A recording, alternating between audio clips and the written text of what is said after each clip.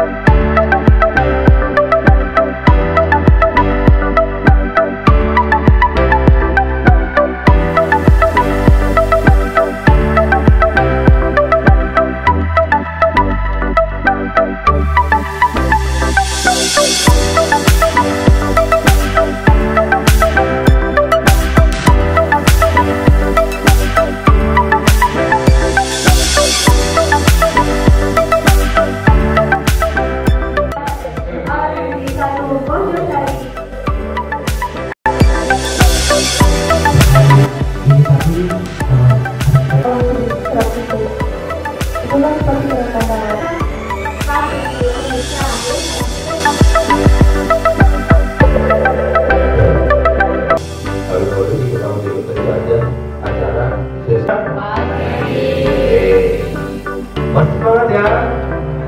Jadi kita mulai dari mana? Oke, sebelum kita mulai bersama menuju masa depan.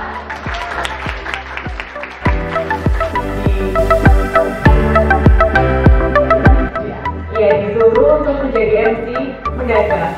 Jadi kalau nanti